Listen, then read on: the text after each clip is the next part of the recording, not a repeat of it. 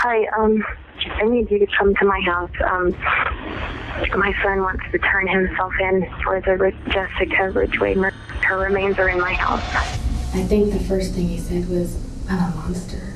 This is Mindy Sigg. Just hours earlier, she had discovered her 17-year-old son had brutally taken the life of a complete stranger and kept parts of her remains inside their family home. I don't feel like I'm the kind of person who would do this kind of thing. And while detectives had spent 18 days chasing every lead, they had no idea this case was about to get far more disturbing. What really happened to Jessica Ridgway? And what could drive a 17-year-old to do this to a total stranger and almost get away with it? I am a monster for what I've done. Did you know Jessica? No. Had you ever seen her before? No, not at all. She was wrong place, wrong time. It was all random. What do you think should happen to you? If I was the Ridgway family, I would want to see me executed. On the evening of October 23, 2012, Westminster police received an unusual call from a mother reporting that her son was ready to turn himself in for a crime that has given the police sleepless nights for weeks. Westminster Police, can I help you? I want you to tell me what's going on. Can you tell me exactly what he said? That he did it, and he gave me details, and her remains are in my house. Did you see them? No. Is he there with you? Yes. Is he cooperative? Yes. How old is your son? 17. What is your son's name? Austin Sigg. Can you spell it? You said Austin? Mm-hmm. Okay, and spell his last name for me. S as in Sam, I-G-G. Okay, I understand that you're probably, feeling pretty crappy right now, but I want you to know that you did the right thing by calling. He did it. He just wanted me to call. He is turning himself in. Okay, do you think that he's going to be cooperative with the officers? Absolutely. Do you think that Austin would talk to me? Will you talk to us? Yeah, hold on. Okay. Hello?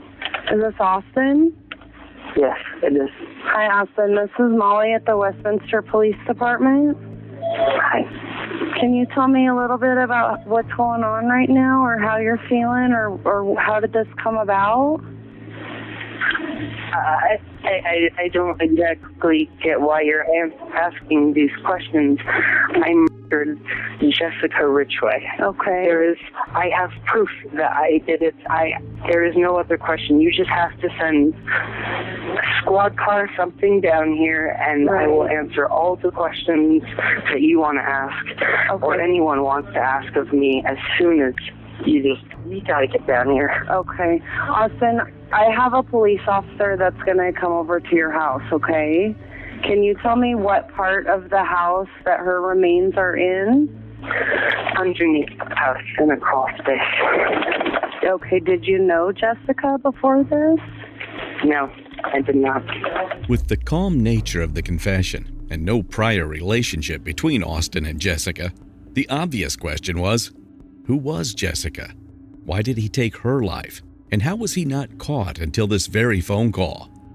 On the evening of October 5th, 2012, Westminster police received a call from a panicked mother reporting that her daughter, Jessica Ridgway, was missing and had not made it to school that morning. Westminster 911, what is the address of your emergency? Okay, what's going on there? My daughter's missing. I guess she never made it to school this morning. How old's your daughter? She's 10. And when did you last see her? This morning when she left at 8:30. Did she walk? Yeah. And I checked her friend's house and she walked and they're not answering the door. This was around 4:30 p.m., 8 hours after Jessica should have arrived at school. Her mother, Sarah, had come home from her night shift that morning to see her off. After breakfast and hugs, Jessica hurried out to meet up with a friend. That friend never saw her. I watch her walk out the door and I shut the door, and that's the last time I saw her. Not wanting to be disturbed after her night shift, Sarah put her phone on silent, unaware the school had been trying to reach her for hours. This was a decision that would haunt her for the rest of her life. She woke up to multiple missed calls from Jessica's school, Jessica had been marked absent all day. After checking with friends and neighbors, Sarah called the police. Jessica never arrived at school Friday morning, so the staff called her mother to report her absence. But Sarah Ridgway told police she was sleeping after working the graveyard shift at a tech company and didn't hear the call. By the time she got the voicemail message, 8 critical hours had passed. The idea that she could be 8 hours in another direction put the police way behind in figuring out where this might be. By Saturday, more than 800 volunteers turned out to help find Jessica, scouring fields and hillsides. And with that, a full-scale search was launched. Officers were dispatched across the area and even beyond it, in what would grow into one of the largest searches in the state's history, all to answer 2 questions. Where was Jessica, and what had happened to her? The 5th grader vanished Friday morning as she walked to school. Dozens of officers saturated Jessica's neighborhood again Wednesday. 5 days into the search, on October 7th, Jessica's purple backpack was found on a sidewalk in Superior, Colorado, about 6 miles from her home. Inside were her purple glasses, her water bottle, and urine-soaked clothing. If you take a look at this video, 3 days later, October 8th, a backpack was found in a neighborhood about 6 miles from Jessica's house. It was identified through a water bottle with her name on it, and we later learned that her clothes were stuffed inside as well. Investigators interpreted it as a clear sign that Jessica had passed, and the killer wanted them to know. Then, on October 10th, the unthinkable was confirmed. A torso was discovered in 2 black garbage bags at Partridge Park Open Space in Arvada. It was later confirmed to be Jessica's. October 10th, workers in Arvada find a body in a trash bag in Partridge Park along Highway 93 in the afternoon. It was recovered later that night. We find out that body had been dismembered, and 2 days later, the Jeffco coroner confirmed that it was Jessica's body. And according to investigators, the location was chosen explicitly so they would be found. Now it was clear they were not just looking for a killer. It was possibly a serial killer, smart enough to eliminate every trace.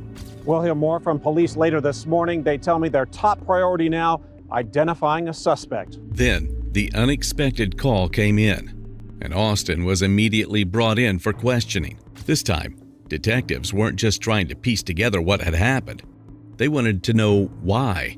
Believing they were prepared, they walked into the interview room completely unaware that they were about to hear one of the most cold-blooded, emotionless confessions of their careers from a 17-year-old. Can you tell me what caused you or led you today to call our dispatcher? Because Austin told me what he did. Okay. And when did he tell you that? I don't know what time it was. I just got out of the shower.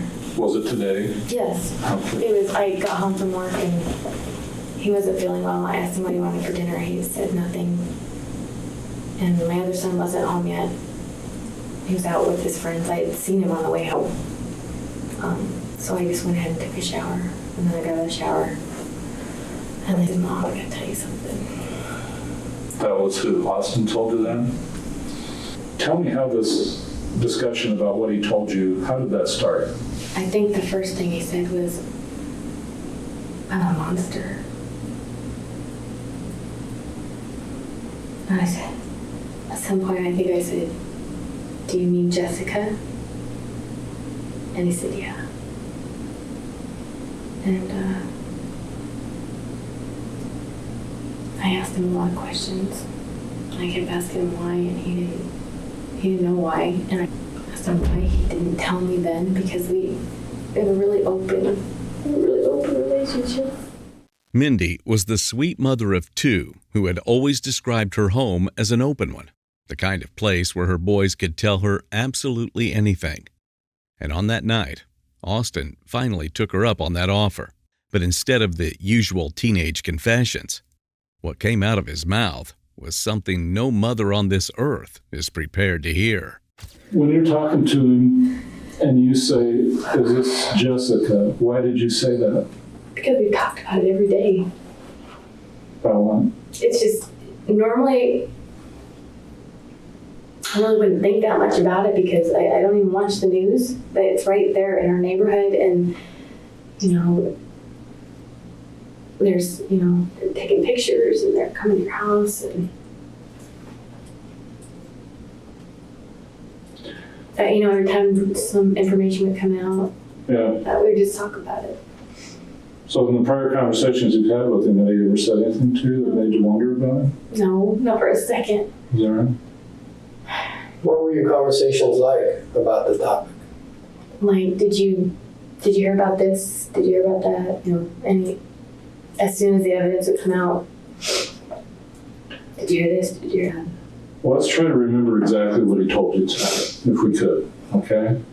Can you try to remember, after he started this conversation, what was the first thing you think he said to you that got your attention? I don't know. He said, Mom, I need to tell you something. After that, it's kind of a blur. Yeah. He said, shut the door. That's what he said. Well, at some point during your conversation with him, were there details of what happened brought up? Yeah, I asked him. Okay, what do you remember asking him? I made him start from the beginning. And once that I knew about Jessica, then I asked him, I said, go back. I said, what about the girl at the park? And he said, yeah, that was him. And then after that,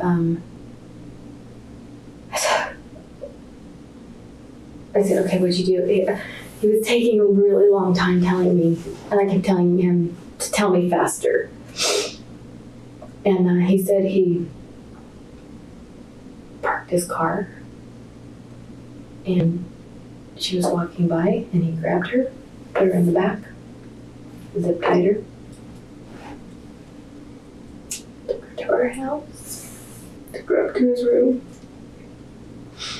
and put Netflix on for her. She asked if she was going to see her mom again. He said he did everything to try and keep her to not be scared. And I guess she liked our cats. He let her pet our cats. And I asked how he killed her, and he said he killed her. And he said first he... Sorry. That's all right. I know this is very hard for you. He said first he tried it with a zip tie. And then it didn't work very well. I don't remember what he said after that. About how he killed her. I'm assuming he did it with his hands, but I don't know. And he said he just in her bathtub. I asked him with what? I can't remember. He said, first he said one kind of song, and he goes, and then there was like a hacksaw or something and a different one, and I said, where is it?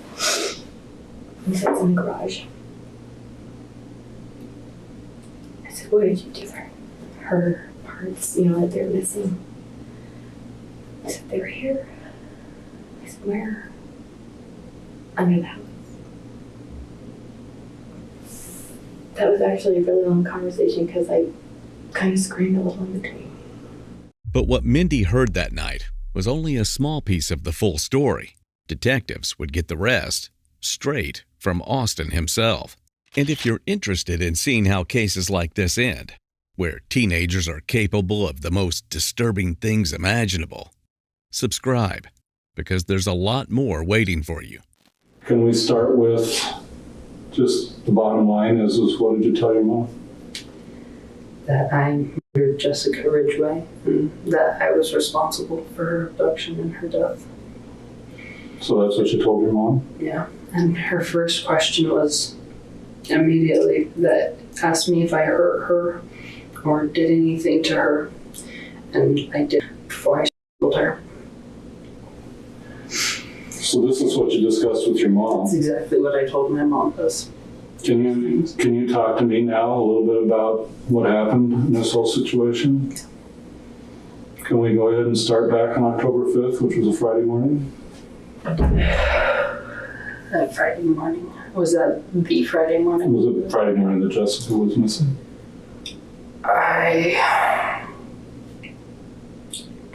I dropped my brother off at school, and I don't know why, I started driving around kind of aimlessly. Went home for probably 5-10 minutes, for just walked around, and went back. And I went and I got back in my car after like the 10 minutes of walking around, and I went, I don't remember which way I went. I just remember I wound up finding a place over in her neighborhood where I could park where a car really wouldn't be noticed by anyone, just somewhere where all the fences were. And because while I was driving, I was just kind of looking, and I saw her, and I found the place to park, and I parked and I waited. And when she walked by, I grabbed her. So do you remember? Car. Okay. I'm sorry, go ahead. I didn't mean to interrupt. Go ahead. I was just going to say, so you grabbed her. And were you standing by your car when you did that? I was inside my car in the back seat. Because I had parked, and I had hopped into the back seat, and I grabbed her and I pulled her in. Okay. Do you remember where that was at? Not exactly. It was random place, random time. Go on and tell me what happened after you grabbed her. She screamed, and I told her to be quiet, and I used zip ties to zip tie her hands and legs together. And then I hopped in front of my car, and I drove her around for probably a good 10-20 minutes. I asked her if she had a cell phone, looked for that. She kept asking me questions, and I would answer them, and I would lie to her. I would tell her that everything was going to be okay, and I would just lie to her. So after so long of driving around, I found a place to park where I checked her backpack, and she had no cell phone or anything. And after that, I hopped back in the front of my car, and I drove back to my house. And I hopped out of the car, and I opened the garage door, and I drove in, and I shut the garage door behind me. What genuinely stunned investigators isn't this confession itself. It was how a 17-year-old could describe something this monstrous without a shred of visible guilt. If he'd never been caught, this easily could have been the opening chapter of a serial killer they wouldn't catch for decades. Which raises an unsettling question. Was Jessica his first victim? Or had he tried this before? There, I let her out of the back of my car. I undid the zip ties. And I took her up to my room. And I sat her in my room, and I played Netflix on the TV for her. It was either like Family Guy or something. I don't remember. It was some cartoon. I just kind of sat there. I sat there and I stared at her, and I just remember absolutely blankness in my head, having no thoughts, nothing. And it terrified me. And after sitting there for probably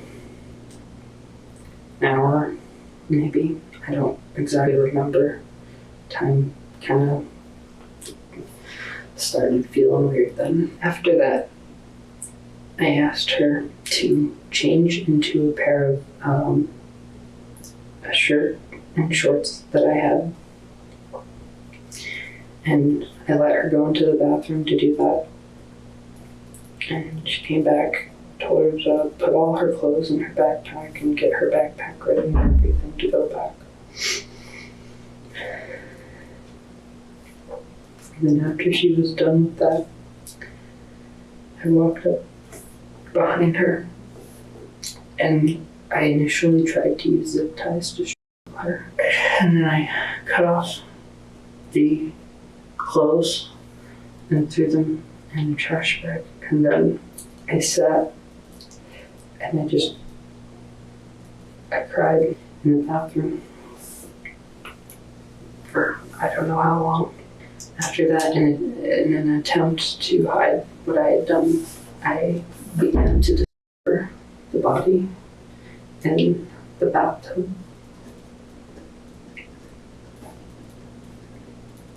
And placed them into the garbage bags. From there, I cleaned up everything that I could. And I took her body and I placed it out in my backyard. And I have what's a little pool shed. I placed her in far back and I just tried to forget about it and try to go along. You can't just go on after something like that. I mean, I tried, but you can't just. Austin walked detectives through the other details of what he did to Jessica and how he tried to cover it up afterward, all delivered with the same flat, detached tone he'd used from the very beginning. And the most upsetting part, he's trying to make it sound like none of this was planned. That claim would turn out to be a lie. And the way he'd eventually get caught in it is something he never saw coming. But what would make a 17-year-old have the urge to kill someone so badly? What did you do after you put the body out in the backyard? After making sure everything was clean and everything, I waited for my mom to get home. And I don't remember what I did that day after that. I just remember getting the Amber Alert later. And just every time anything even remotely came up, I got locked in panic attacks and anxiety and everything. Why did you have anxiety attacks? Well, I've always had anxiety and stuff like that because I don't feel like I'm the kind of person who would do this kind of thing. And yet I'm sitting here. I thought that I was, I don't know. Austin, we'll talk about some of that, what was going on, like in your head. But why don't you keep walking us through what happened after? I think where you left off was you were kind of at the end of that day, and if I'm understanding you right, she's at the pool house. The day the torso part was found, I decided to take that specifically out of the pool house, and I brought it back up and I re-cleaned it and double bagged it and tried to make sure that I used gloves and everything. And I went and I just drove until I found a good spot where I could park for a minute or two, hop out, pull, just dump it off the side of the road and keep going. Because I felt like that was the biggest piece that I had to get rid of because it was, I don't know, the worst. On an ordinary morning, two garbage collectors were out doing their job when their truck broke down along a road in Arvada.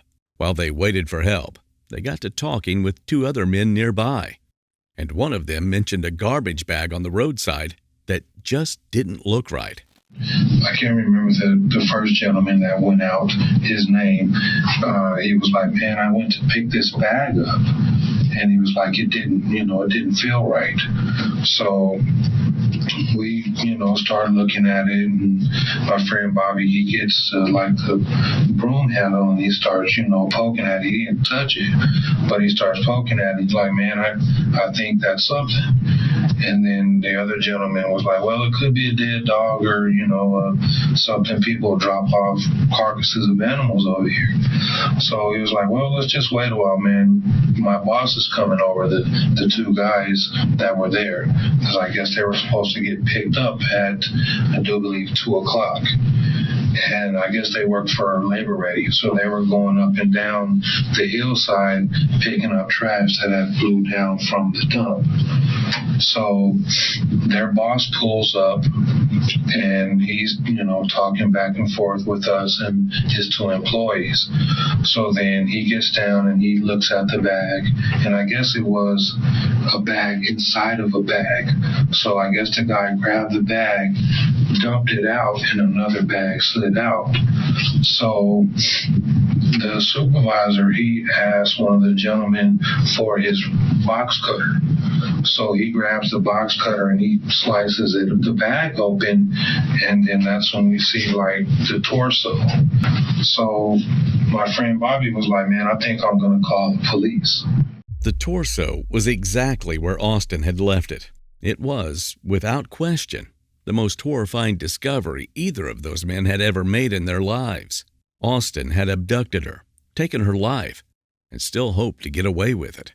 But was there a reason for this despicable act of his? What would you do after that? After that, I went home. I made sure that nothing looked out of place or awry or anything. And I went to school later that day. Do you remember what day that was? No, I don't remember anything else about the rest of that day. After that, the next thing I remember is probably just any time I saw any of the news articles, anything like that came out, I had those anxiety attacks, stuff like that. But other than the individual news reports coming out at different times, I don't remember anything past that. Besides besides what was going on in my head. Okay. Does anything else happen before today?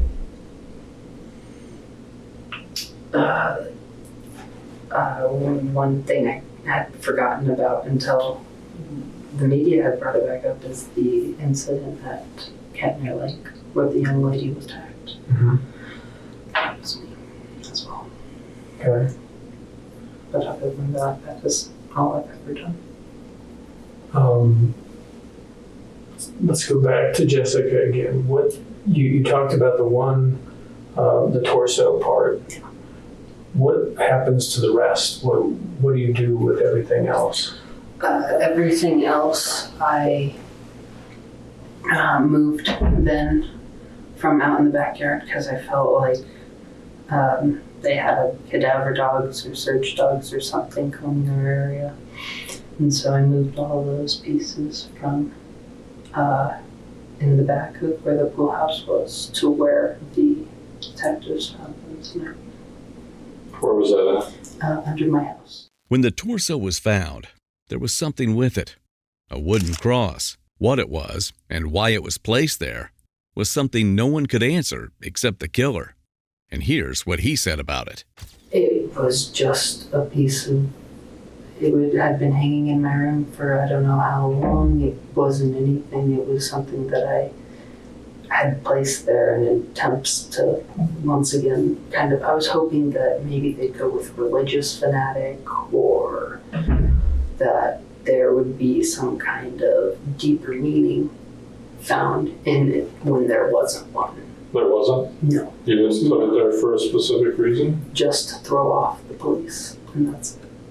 There was no, the only necklace I wear is this, and that's the only jewelry I wear. Do you remember what that cross was made out of? Wood.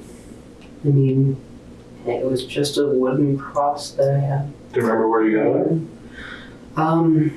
It was hanging on a rope or a necklace in my room. I think he means originally. Where did you get it originally? Oh, I don't know. It had just been something that had been in my room since I was a little kid. Do you remember what was in the backpack? No, I didn't go over it very extensively. I went and I looked for any items with surfaces that could have held fingerprints of mine, possibly from when I was looking for the cell phone or anything like that, but not specifically. No, I don't remember. And you may have said it, and I may have missed it. What was actually in the backpack when you left it? When I left it, it had her clothes, her boots, basically anything she had with her that day.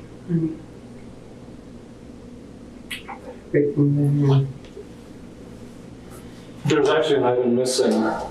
Do you remember getting rid of any of her items somewhere else?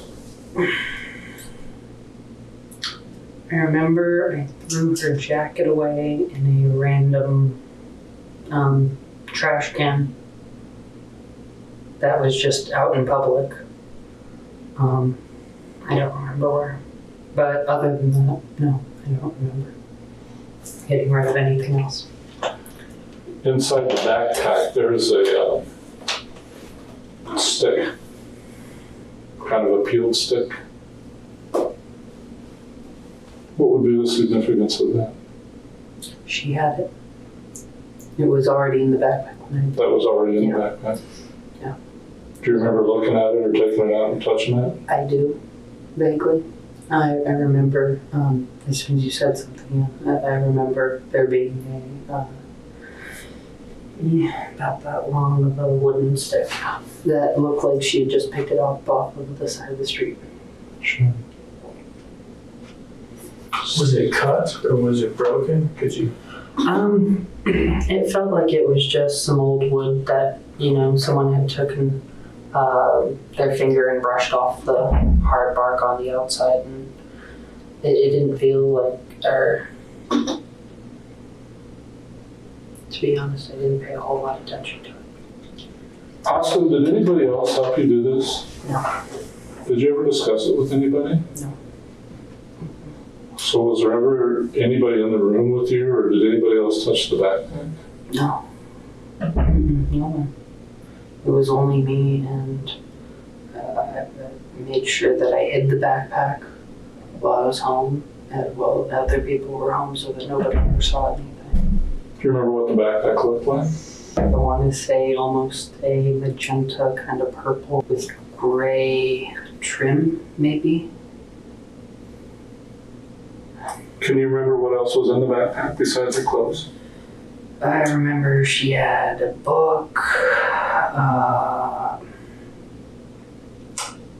There's a book. There was some gloves. There was a water bottle. And that's all I remember. And all these tricks to throw the investigation away from himself actually worked. Without that call, Austin would have never been caught.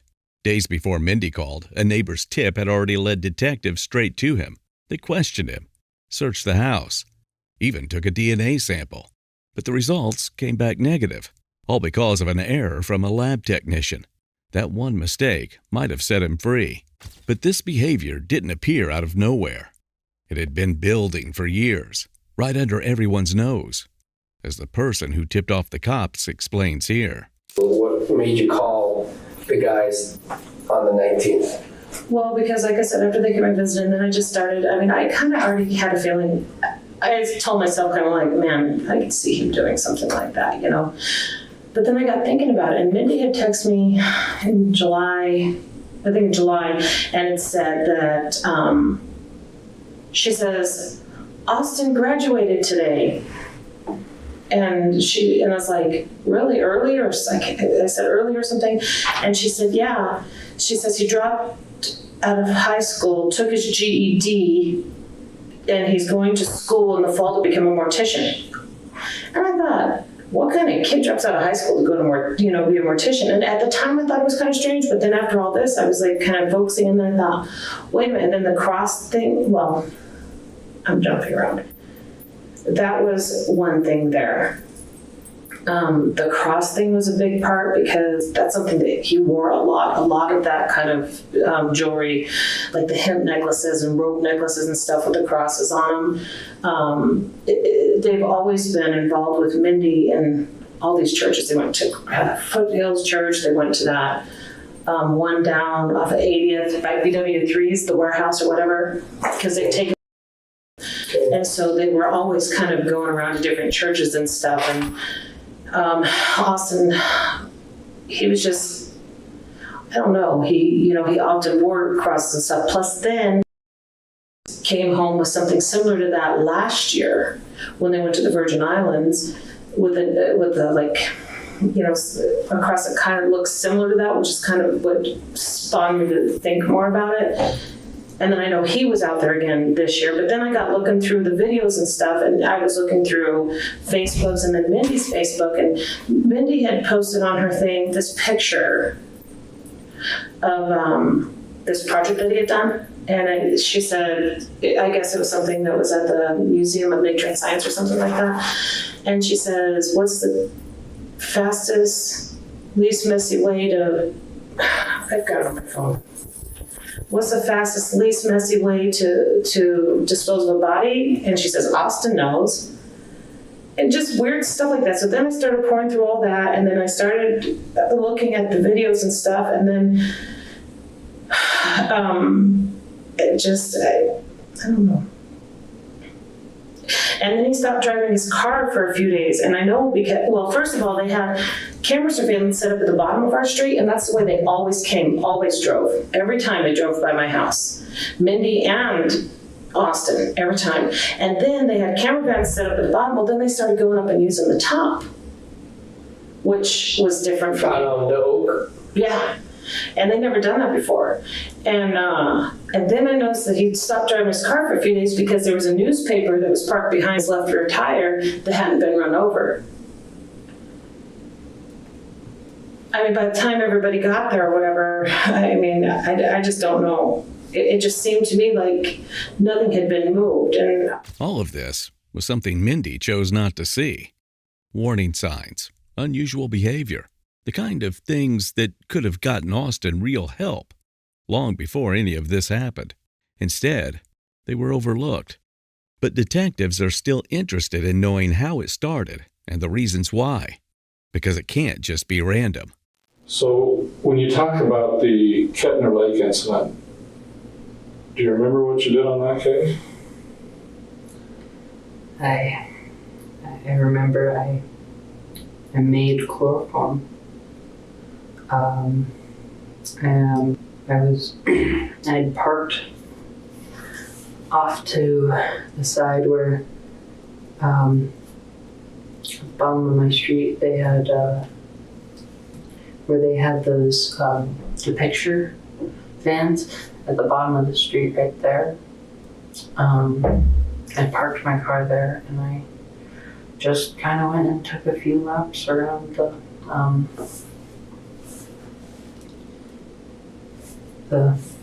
they have a little walking path that you can walk around, and I waited for what I felt was an opportune time, and I just walked past the lady who was just walking by herself, and it seemed like nobody else was in the area at all. You said walk past, which? I was going this way, and she was going that way, and I turned around and I tried to grab her. Left or your right? She was on my right when she passed. And then what happened? And then I turned around and I tried to grab her, and she knocked me to the ground, and I don't remember after that. I remember going blank again. You said that you made chloroform before we got into this. Was that something that you tried to use in one of these incidents? The chloroform is what I tried to use at the Kettner, yeah. What did you do with it? I had put it in a little glass bottle, Yeah, big. And I had a rag. I just poured it on the rag. What color was the rag? I believe red. And then you made the chloroform how? By taking, I believe it was bleach and acetone. And if you mix those together and keep it cool and stuff like that, you can actually get small concentrated amounts of chloroform out of it. And where did you learn how to make that? Internet, mostly. Okay. So that was something you might have researched on the internet? Yeah. Okay. And so, I'm sorry.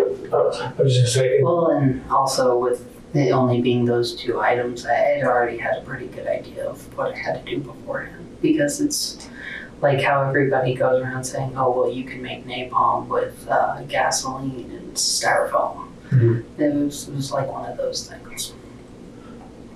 What was your purpose in grabbing this girl? I don't honestly know. My intents were probably to do the same thing to her what I did Jessica. This was the moment he got caught in his very first lie. Earlier, he told detectives what happened to Jessica was never planned. But this attack happened months before her case, which means he'd been carrying this inside him for a very long time. His first victim just turned out to be stronger than he expected. She fought free, called 911 immediately, and police even pulled DNA from her shirt. But the description she gave, a white male between 18 and 30 with brown hair, was slightly off. And that one detail sent detectives searching in the wrong direction for months. When did you read the news report on that? Probably 5 or 6 days after that.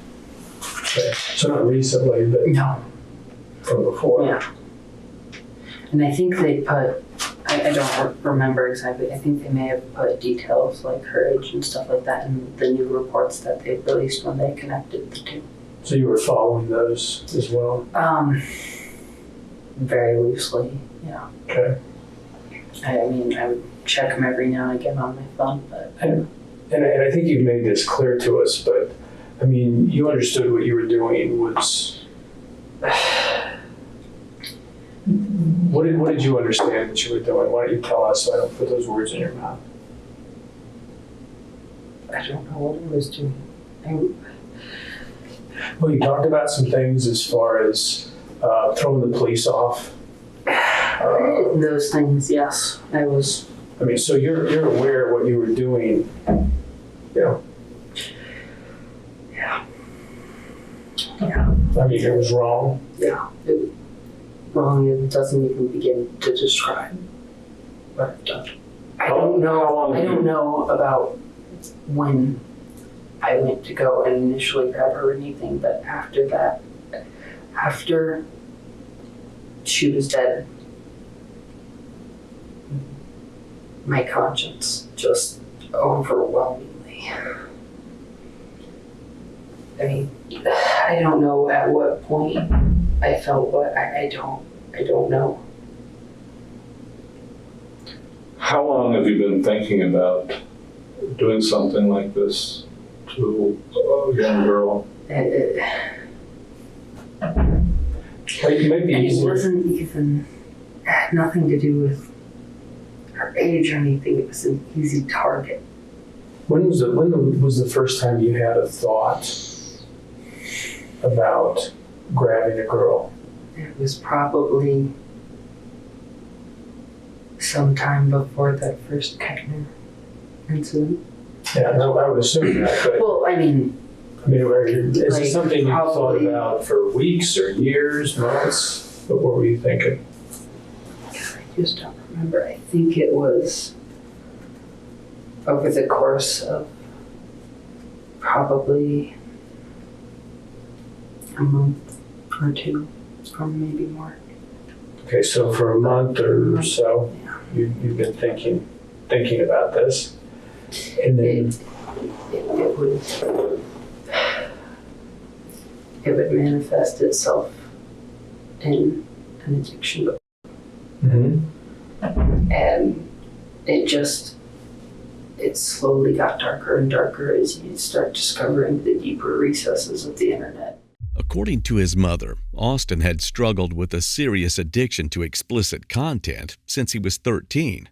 And despite her efforts to get him help, it never seemed to make a lasting difference. During his confession, Austin said he abducted Jessica, intending to carry out what he'd repeatedly seen in the explicit material he was consuming. But after realizing her age, he said he chose not to go through with that plan.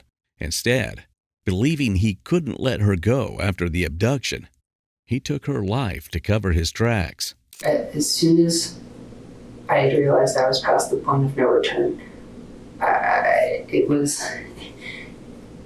it's either get away with it or go to jail forever, possibly be executed, possibly anything. I didn't know. I don't know what my future's gonna be. So you're fully understanding the consequences of what you've done, and that's why you're destroying the body? No, that's not why. That's why I turned myself in. It's because I understand the consequences of what I'm doing. The dismemberment was from that forensic science class. We had learned about serial killers, stuff like that, and the successful ones always seemed to be the ones who were able to make the body disappear completely. I thought that I could, in some way, my main goal initially was to make it so that there was no trace, no nothing, where it was just disappear off the face of the planet with no trace. And I don't know whether it was I panicked or what, but just as time went on, that I had never fully thought, and I had never actually fully planned through what I was going to do with it, what I was going to do, any of that. It just... Well, when you went out that morning, Friday morning, the 5th, which was early in the morning, and you drove over to Jessica's neighborhood, what were you planning on doing that day? I had the intent of picking up any female that came across where I was. That it didn't matter what time, where, it just anything. So you were out, for a better word, hunting? Yeah, that's the only word I could think of. And did you know Jessica? No. Had you ever seen her before? No, not at all. She was wrong place, wrong time. It was all random. It was. You didn't stop the neighborhood or go over to that neighborhood and was looking for her? Yeah. Have you been out before looking for somebody? I had gone out before hunting, as you would call it, and I had never even remotely gotten close to anything or even been able to. Anytime that I would even see someone walking while I was out in one of those modes, my heart would just instantly start beating really fast, and I couldn't think straight. I don't know. Was that some of the thrill that you got by going out and doing this? Was there a thrill aspect to it? I've been trying to figure that out for a while now. For probably the past 5 days. Of what drove me to do that. And to be honest, I don't know. It may have been the adrenaline rush or something. Was there a sexual aspect to it? Yeah, and there was probably. I'm sure there must have been, because I can't think of any other thing in my life that would lead me to do such a thing other than it being a sexual something from the pornography or from, I don't know. So when you initially took Jessica, you were actually in the back seat of your car. Yes, and then I zip tied her hands and her feet. Did she come close enough to the car that you didn't have to get out? Yeah, basically. I mean, I had to take one step, and that was it. What was she doing when you did that? What was her emotional state? She wasn't paying attention. She was messing with a snowball in her hands, and she actually still had the snowball in her hands when I was driving around. And well, what was her emotional state once you actually got her into the car and zip-tied your arms? She was terrified. What was she saying? She was scared. She wanted to know if she was going to see her mom again. She wanted to know who I was, where we were going. And I mean, I wouldn't answer all of her questions, but I would answer some of them, like if she'd see her mom again, and I would lie to her and I would tell her that she would.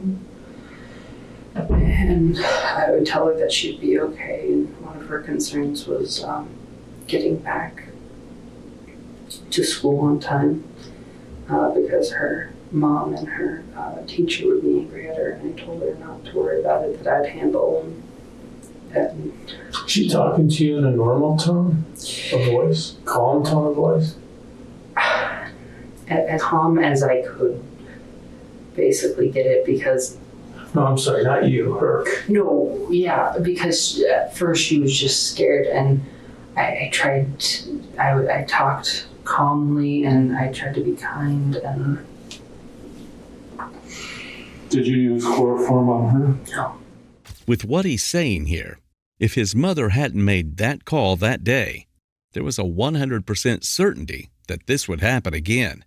And with his experience with this, he still would get away with it again and again. When she was laying there, all I could think of was, oh God, what have I done? And what did you answer yourself? I couldn't. Did you know what you did was wrong? I did, but I couldn't. I couldn't believe that I had done what I had just done. What do you think society would think about what you did to Jessica? I don't know about society because I've never really been that great with it, but I know that personally, I am a monster for what I've done. I am I couldn't find a better word to describe evil than exactly what I'm sorry, did you say evil? Evil, yes. I think that's what Detective Lynch was kind of asking. How would society view this? I mean, are you saying society would look on you as a monster and society would view what you've done as evil, and you're recognizing that what happened was, I think you said wrong was not an appropriate term for what happened. Yeah, and wrong is such an understatement. We talked about earlier having this class at school that you studied serial killers, and that you enjoyed that, or it was something that you liked. I don't know exactly. It was something that I found it was interesting. It was. Do you know who you studied? Yeah, we studied, I mean, all of the big ones. Dahmer, you've got Manson, Bundy. I mean, we went through quite a... Which class was this? The forensics class. But we had also learned about serial killers and, like, in brief detail in other classes, in other science classes. When So I'm sorry, I forgot already. The forensic class was at Oregon Tech? Yeah. Okay. Yeah, and that was the class where I started looking up all that kind of stuff. Well, it's just part of the course requirements. But did you actually get into specific details of how they kill people, that type of thing, or did you just do a general overview of? We got into specific details on an individual, like we were each given one and we had to create a PowerPoint on them. And we got into the details of what they did. Was there ever a time during that classroom time where you started thinking about possibly becoming involved in killing somebody? My thoughts in that class were becoming the forensic scientist who stopped those kind of people, who hunted the hunters. And I don't know. Austin Sigg was charged as an adult on 17 counts, and in October of 2013, against his own lawyer's advice, he pleaded guilty to 15 of them, including first-degree murder, kidnapping, and the earlier attempted abduction. Very difficult testimony to listen to today, Ann, here at the Jefferson County Courthouse because of the graphic nature of the crime. 18-year-old Austin Sigg is being sentenced for kidnapping and killing Jessica Ridgway last fall. He's also being sentenced for attacking a female jogger prior to Jessica's murder. He planned it before he kidnapped her, because when he was asked by police, what were you planning on doing to the jogger, he said the same thing that I did to Jessica. Because he was 17 at the time, the death penalty was off the table. He was sentenced to life in prison, plus another 86 years on top of it. I don't think that the defendant has the right to hear how he affected me, my family, or who Jessica was. Once we walk out of this courtroom, we'll not remember his name. She was an amazing little girl. Her light touched so many people, and it was snuffed out before her time. Our hearts go out to her family and friends, who will carry this loss forever. Was life plus 86 years enough for what Austin did? Let us know your thoughts in the comments. Thank you for watching today's video. Don't forget to subscribe and check out one of the craziest cases I've ever covered right here.